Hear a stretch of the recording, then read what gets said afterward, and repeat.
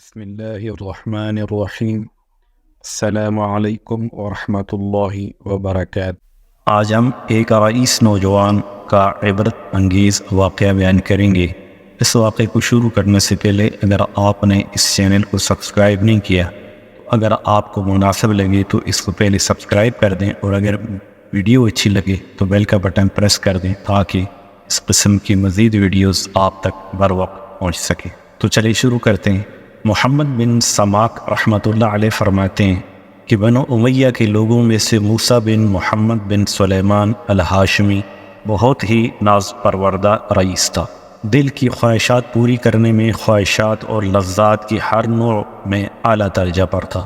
لڑکے لڑکیوں میں ہر وقت منہمک رہتا، نہ اس کو کوئی غم تھا نہ فکر، خود بھی نہایت ہی حسین چاند کے ٹکڑے کی طرح سے نوجوان تھا۔ اللہ جل شانہ کی ہر نوع کی دینوی نعمت اس پر پوری تھی۔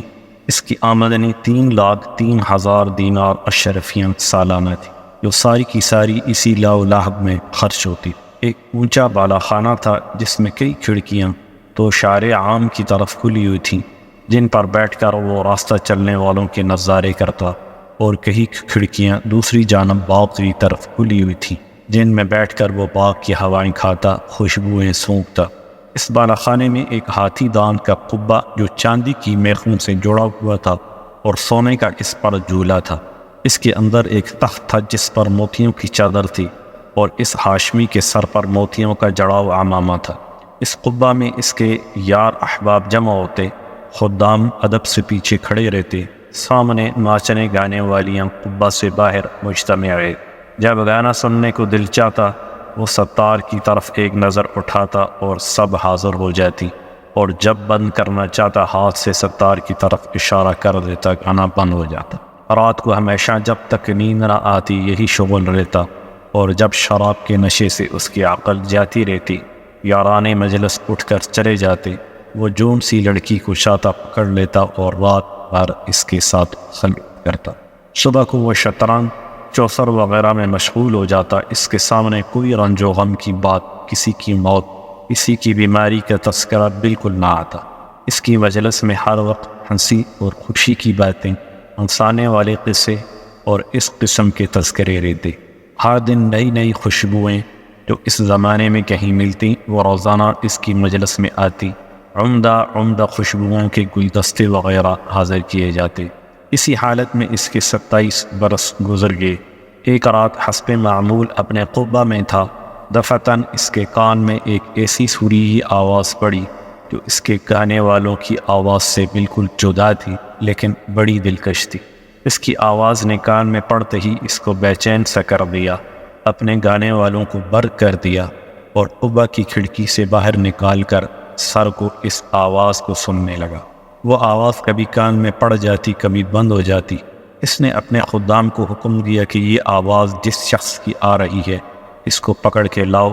شراب کا دور چل رہا تھا۔ خدام جلدی سے اس آواز کی طرف دوڑے اور اس آواز کو تلاش کرتے کرتے ایک مسجد میں پہنچے، جہاں ایک نوجوان نہایت ضعیف بدن، زرد رنگ، گردن سوکھی ہوئی، ہونٹوں پر خشکی آئی ہوئی، بال پرگندہ، پیٹ کمر سے لگا ہوا، دو ایسی چھوٹی چھوٹی لنگیاں اس کے بدن پر کہ ان سے کم میں بدن نہ ڈھک سکے، مسجد میں کھڑا ہوا اپنے رب کے ساتھ مشغول تلاوت کر رہا۔ یہ لوگ اس کو پکڑ کر لے گئے، نہ اس سے کچھ کہا نہ بتایا۔ ایک دم اس کو مسجد سے نکال کر وہاں بالا خانے پر لے جا کر اس کے سامنے پیش کر دیا۔ حضور، یہ حاضر ہے۔ وہ شراب کے نشے میں کہنے لگا، یہ کون شخص ہے؟ انہوں نے عرض کیا کہ یہ وہی شخص ہے جس کی آواز آپ نے سنی تھی۔ اس نے پوچھا کہ تم اس کو کہاں سے لائے ہو؟ وہ کہنے لگے، حضور مسجد میں تھا، کھڑا ہوا قرآن شریف پڑھ رہا تھا۔ اس رئیس نے اس فقیر سے پوچھا کہ تم کیا پڑھ رہے تھے؟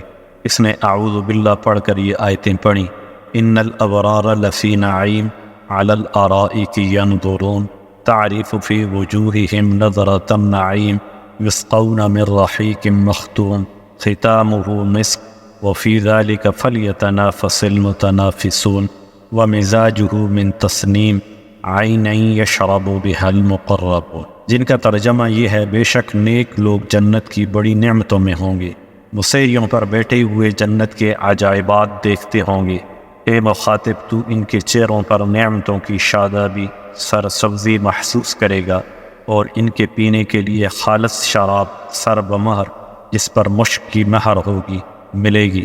ایک دوسرے پر حرص کرنے والوں پر ایسی ہی چیزوں میں حرص کرنا چاہیے کہ یہ نعمتیں کس کو زیادہ ملتی ہیں، اور ان کا ملنا اعمال کی وجہ سے ہوتا ہے۔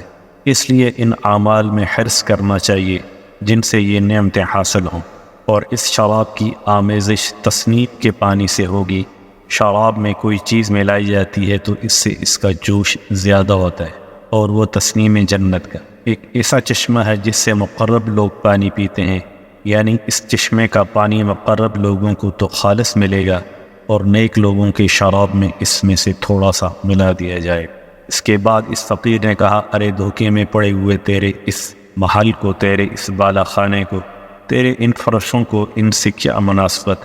وہ بڑی اونچی مسیریاں ہیں جن پر فرش بچھے ہوئے ہیں، ایسے فرش جو بہت بلند ہیں، ان کے استر دوبیر ریشم کے ہوں گے۔ وہ لوگ سبز، مشجر اور عجیب و غریب کپڑوں پر تکیے لگائے ہوں گے۔ اللہ کا ولی ان مسیریوں پر سے ایسے دو چشموں کو دیکھے گا جو دو باغوں میں جاری ہوں گے۔ ان دونوں باغوں میں ہر قسم کے میووں کی دو دو قسمیں ہوں گی کہ ایک ہی قسم کے میوے کے دو مزے ہوں گے۔ وہ میوے نہ تو ختم ہوں گے، نہ ان کی کچھ روک ٹوک ہوگی۔ جیسا دنیا میں باغ والے توڑنے سے روکتے ہیں، وہ لوگ پسندیدہ زندگی میں بہت بلند مقام پر جنت میں ہوں گے۔ ایسے عالی مقام جنت میں ہوں گے جہاں کوئی لغو بات نہ سنے۔ اس میں بہتے ہوئے چشمے ہوں گے، اور اس میں اونچے اونچے تخت بچھے ہوں گے، اور آب خورے رکھے ہوئے ہوں گے، اور برابر گدے لگے ہوئے ہوں گے، اور سب طرف قالینی قالین پھیلے ہوئے پڑے ہوں گے کہ جہاں چاہے بیٹھیں۔ ساری ہی جگہ صدر نشین ہے۔ وہ لوگ سایوں اور چشموں میں رہتے ہوں گے۔ اس جنت کے پھل ہمیشہ رہنے والے ہوں گے، کبھی ختم نہ ہوں۔ اس کا سایہ ہمیشہ رہنے والا ہوگا۔ یہ تو انجام متقی لوگوں کا، اور کافروں کا انجام دوزخ ہے۔ وہ کیسی سخت آگ ہوگی، اللہ تعالیٰ ہی محفوظ رکھے۔ بے شک مجرم لوگ جہنم کے عذاب میں ہمیشہ رہیں گے۔ وہ عذاب کسی وقت بھی ان سے ہلکا نہ کیا جائے گا، اور وہ لوگ اس میں مایوس پڑے رہیں گے۔ بے شک مجرم لوگ بڑی گمراہی اور حماقت کے جنون میں پڑے ہوئے ہیں۔ ان کو اپنی حماقت اس دن معلوم ہوگی جس دن منہ کے بل گھسیٹ کر جہنم میں پھینک دیے جائیں گے، اور ان سے کہا جائے گا کہ دوزخ کی آگ لگنے کا، اس میں جلنے کا مزہ چکھو۔ وہ لوگ آگ میں اور کھولتے ہوئے پانی میں اور کالے دھوئیں کے سائے میں ہوں گے۔ مجرم آدمی اس بات کی تمنا کرے گا کہ اس دن کے عذاب سے چھوٹنے کے لیے اپنے بیٹوں کو، بیوی کو، بھائی کو اور ساری کنبہ کو جن میں وہ رہتا تھا اور تمام عروے زمین کے آدمیوں کو اپنے فدیہ میں دے دے، پر کسی طرح عذاب سے بچ جائے، لیکن یہ ہرگز نہ ہو۔ وہ آگ ایسی شعلہ والی ہے کہ بدن کی کھال تک اتار دے گی، اور وہ آگ ایسے شخص کو خود بلاوے گی جس نے دنیا میں حق سے پیٹھ پھیری ہوگی، اور اللہ تعالیٰ کی اطاعت سے بے رخی کی ہوگی، اور ناحق مال جمع کیا ہوگا اور اس کو اٹھا کر حفاظت سے رکھا ہوگا۔ یہ شخص نہایت سخت مشقت میں ہوگا، اور نہایت سخت عذاب میں، اور اللہ تعالیٰ شانوں کے غصے میں ہوگا، اور یہ لوگ اس عذاب سے کبھی نکلنے والے نہیں ہوں گے۔ غرض اس طرح اس کلام میں اس فقیر نے جنت اور دوزخ کی بہت سی آیات کی طرف اشارہ کیا۔ وہ ہاشمی رئیس فقیر کا کلام سن کر اپنی جگہ سے اٹھا اور فقیر سے معانقہ کیا اور خوب چلا کر رویا، اور اپنے سب اہل مجلس کو کہہ دیا کہ تم سب چلے جاؤ، اور فقیر کو ساتھ لے کر صحن میں چلا اور ایک بوریے پر بیٹھ گیا، اور اپنی جوانی پر نوحہ کرتا رہا، اپنی حالت پر روتا رہا، اور فقیر اس کو نصیحت کرتا رہا یہاں تک کہ صبح ہو گئی۔ اس نے اب سب گناہوں سے اول فقیر کے سامنے توبہ کی، اور اللہ تعالی شانوں سے عہد کیا کہ آئندہ کبھی کوئی گناہ نہ کرے گا۔ پھر دوبارہ دن میں سارے مجمع کے سامنے توبہ کی، اور مسجد کا کونا سنبھال کر اللہ تعالی شانوں کی عبادت میں مشغول ہو گیا، اور اپنا وہ سارا ساز و سامان، مال و متاع سب فروخت کر کے صدقہ کر دیا، اور تمام نوکروں کو موقوف کر دیا، اور جتنی چیزیں ظلم و ستم سے لی تھیں سب اہل حقوق کو واپس کیں۔ غلام اور باندیوں میں سے بہت سے آزاد کیے، اور بہت سے فروخت کر کے ان کی قیمت صدقہ کر دی، اور موٹا لباس اور جو کی روٹی اختیار کی۔ تمام رات نماز پڑھتا، دن کو روزہ رکھتا، حتیٰ کہ نیک لوگ اور بزرگ اس کے پاس اس کی زیارت کو آنے لگے، اور اتنا مجاہدہ اس نے شروع کر دیا کہ لوگ اس کو اپنے حال پر رحم کھانے اور مشقت میں کمی کرنے کی فرمائش کرتے اور اس کو سمجھاتے کہ حق تعالی شان و نہایت کریم ہے اور تھوڑی محنت پر بہت زیادہ اجر عطا فرماتے ہیں۔ مگر وہ کہتا دوستو میرا حال مجھ ہی کو معلوم ہے، میں نے اپنے مولا کی دن رات نافرمانیاں کی ہیں، بڑے سخت گناہ کیے ہیں، یہ کہہ کر رونے لگتا اور خوب روتا۔ اسی حالت میں ننگے پاؤں پیدل حج کو گیا، ایک موٹا کپڑا بدن پر تھا، ایک پیالہ اور ایک تھیلا صرف ساتھ تھا۔ اسی حالت میں مکہ مکرمہ پہنچا اور حج کے بعد وہیں قیام کر وہی انتقال ہوا رحمت اللہ علیہ واسع۔ مکہ کی قیام میں رات کو حتیم میں جا کر خوب روتا اور گڑ گڑاتا اور کہتا کہ میرے مولا میری کتنی خلوتیں ایسی گزر گئیں جن میں نے تیرا خیال بھی نہ کیا، میں نے کتنے بڑے بڑے گناہوں سے تیرا مقابلہ کیا، میرے مولا میری نیکیاں ساری جاتی رہیں کہ کچھ بھی نہ کمایا، اور میرے گناہ میرے ساتھ رہ گئے۔ ہلاکت ہے میرے لیے اس دن جس دن تجھ سے ملاقات ہوگی، یعنی مرنے کے بعد۔ میری ہلاکت پر ہلاکت ہے، یعنی بہت زیادہ ہلاکت ہے۔ اس دن جس دن میرے اعمال نامے کھولے جائیں گے، میری رسوائیوں سے بھرے ہوئے ہوں گے، وہ میرے گناہوں سے پر ہوں گے، بلکہ تیری ناراضی سے مجھ پر ہلاکت اتر چکی ہے، اور تیرا عطاب مجھ پر ہلاکت ہے جو تیرے ان احسانوں پر ہوگا ہمیشہ تو نے مجھ پر کیے، اور تیری ان نعمتوں پر ہوگا جن کا ہمیشہ میں نے گناہوں سے مقابلہ کیا، اور تو میری ساری حرکتوں کو دیکھ رہا تھا۔ میرے آقا تیرے سوا میرا کون سا ٹھکانہ ہے جہاں بھاگ کر چلا جاؤں؟ تیرے سوا کون شخص ایسا ہے جس سے التجا کروں؟ تیرے سوا کون ہے جس پر کسی قسم کا بھروسہ کروں؟